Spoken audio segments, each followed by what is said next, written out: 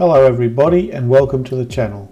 Today I'm going to have a crack at changing the air conditioning compressor on a Honda Accord Euro Edition.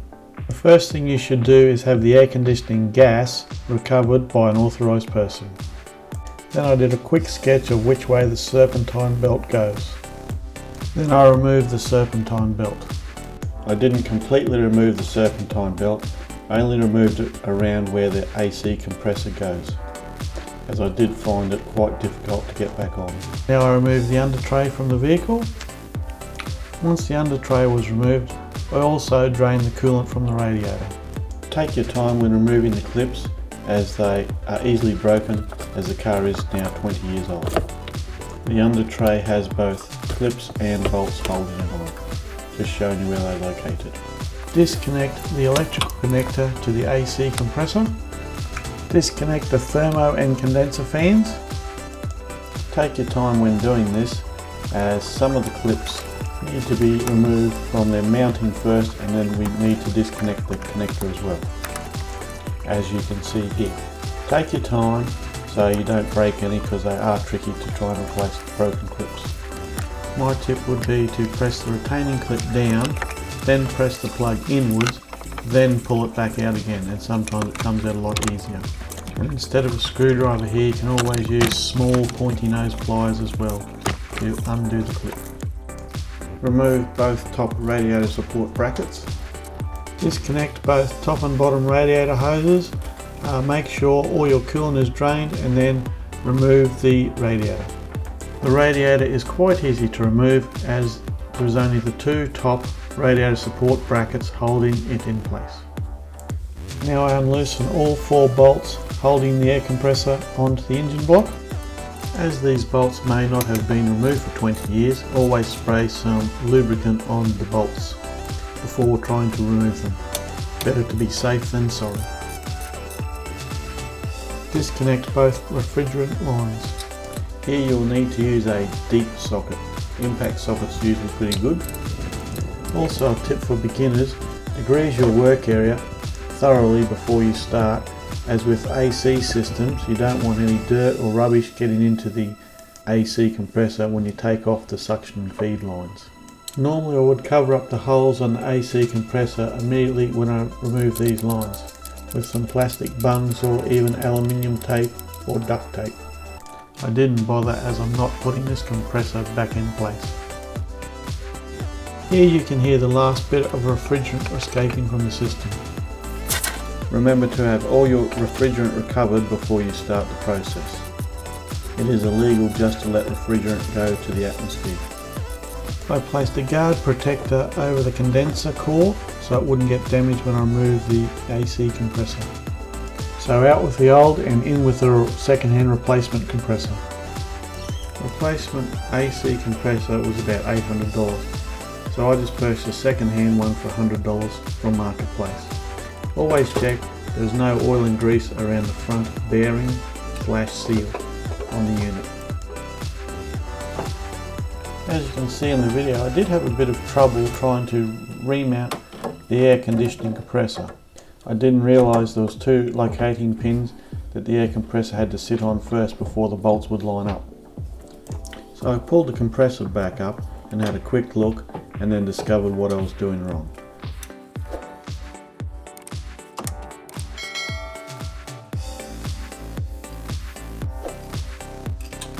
Please like and comment on the video. I have added a picture here of the mounting tabs on the engine block I was talking about, as this is where I had the trouble trying to mount the air conditioning compressor, as I wasn't hooking it over these 2 lips. Reinstall the AC compressor mounting bolts, all 4 of them. Now reinstall both refrigerant lines. Normally when pulling apart any air conditioning components, I would normally replace the O-ring seals, but today I was in a rush, didn't have time, so I just used the ones I had. Best practice is to replace them as you go. Make sure the AC fitting is seated properly before you put the nut on and tighten it up. Take your time when reinstalling the nuts onto the threads. Always start the nut by hand first, then use your socket and ratchet to tighten it up tightly. I'm using a 3/8 inch socket set to complete the job. The first line I installed is called the liquid line. Now I install the suction line. In an air conditioning system, typically there are two refrigerant lines, the suction line and the liquid line. The suction line carries the refrigerant vapour from the evaporator coil back to the compressor, while the liquid line carries liquid refrigerant from the condenser coil to the evaporator. The suction line is typically large in diameter compared to the liquid line, as it needs to accommodate the lower pressure vapour refrigerant returning to the compressor. The suction line is also insulated sometimes to prevent condensation and maintain the efficiency of the system. Always go over and recheck and retorque any nuts or bolts that you've had to reinstall. Now the compressor is all bolted up and ready to go. Reinstall the radiator, connect the bottom and top radiator hoses and tighten up the drain bung in the bottom of the radiator, ready for refilling the coolant.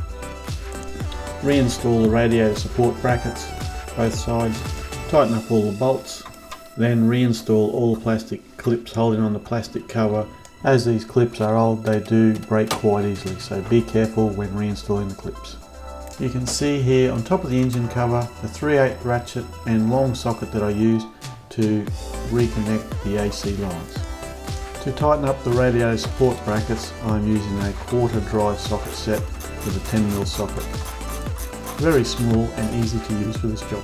Now reconnect both connectors to the thermo and condenser fans, then reconnect the connectors to the fan shrouds. Reinstall top radiator hose. I highly recommend these radiator hose clamp pliers, as it makes life very easy when getting into tight spaces trying to undo your hose clamps. This tool is particularly handy when crawling underneath the car to reinstall the bottom radiator hose.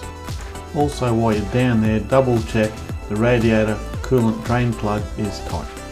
Also, reinstall the plastic under tray. Double check all the plastic clips and bolts are in place. Reinstall your serpentine belt, referring to the diagram that I previously drew when I first started doing the job. I just did a rough sketch on a piece of scrap paper I had lying around. But here is a professionally drawn picture just for you. I think the hardest part of the job is putting the serpentine belt back on. Here I am using a ring spanner and a piece of heavy duty 30mm electrical conduit to use as an extension, as there was not enough room between the engine and the chassis rails to put a breaker bar and socket. Remount the power steering oil reservoir and check the power steering level while you're going. I'm recycling the coolant that I drained out of the radiator. I also recommend using a non-spill coolant filling funnel kit for your radiator, and also it's easy to bleed the system. I also used a paper paint strainer to filter out any rubbish of the coolant when I was recycling it. The same amount of coolant that came out of the system has to go back in, so start the engine and let all the air bleed out of the system. This is where these non-spill funnels are so good. Now I have the AC system backed out. As you can see, it's on -30. We then let it sit for 30 minutes to see if we had any leaks. No leaks, so we went ahead and charged the system with gas. We are doing our final checks to see if the air compressor clutch kicks in and out. Check the thermo fans are working, and of course check that your car inside is cold as well.